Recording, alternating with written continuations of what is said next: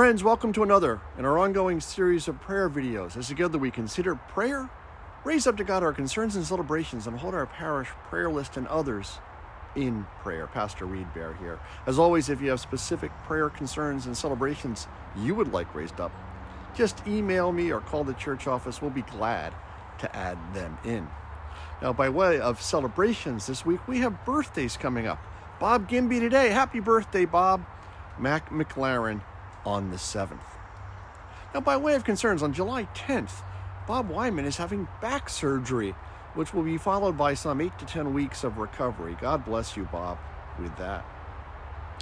Well, today I'm starting a series themed on prayer through the arts. And today I want to talk about poetry.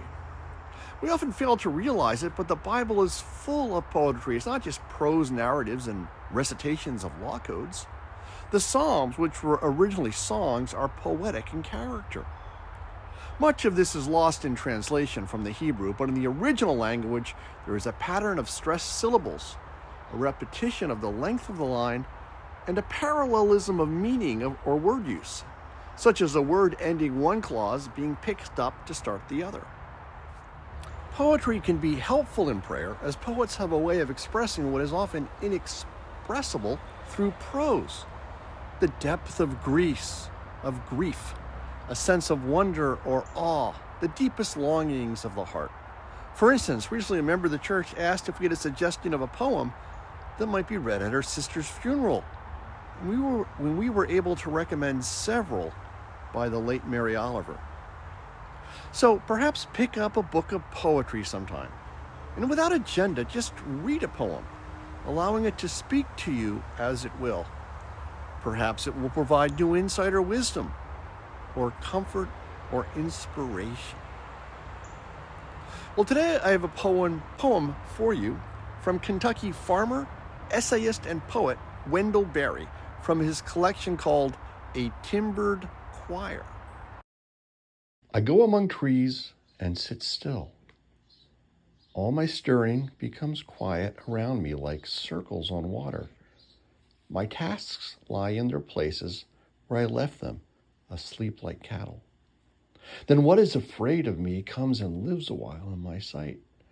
What it fears in me leaves me, and the fear of me leaves it. It sings, and I hear its song. Then what I am afraid of comes. I live for a while in its sight. What I fear in it leaves it, and the fear of it leaves me. It sings, and I hear its song.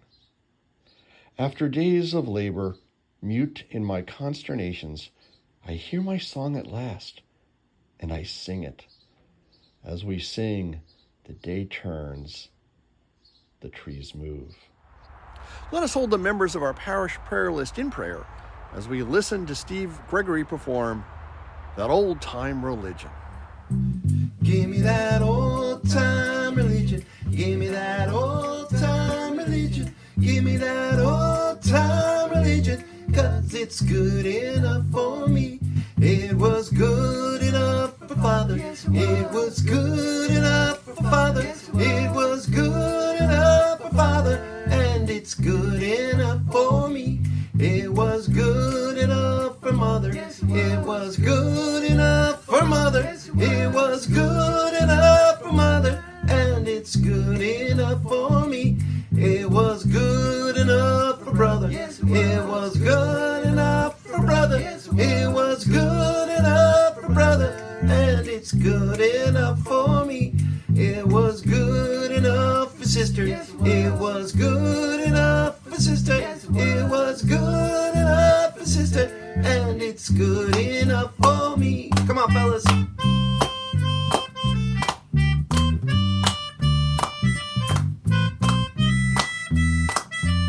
Yeah. Come on, Steve G.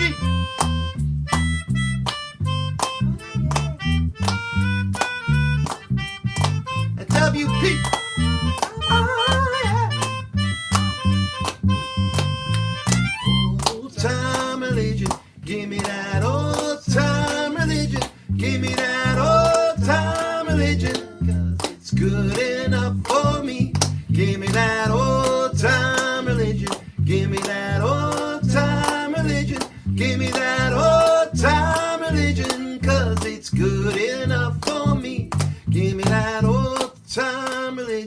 Give me that old time religion. Give me that old time religion, baby, good enough for me. Give me that old time religion. Old time religion. Give me that old time religion, 'cause it's good enough for me. Yeah, yeah, yeah. Come on, fellas.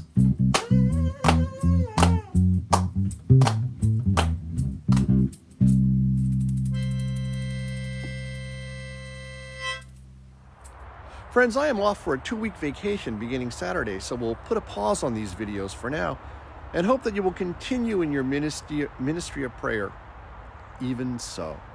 And God bless you all, and God be with you until we meet again.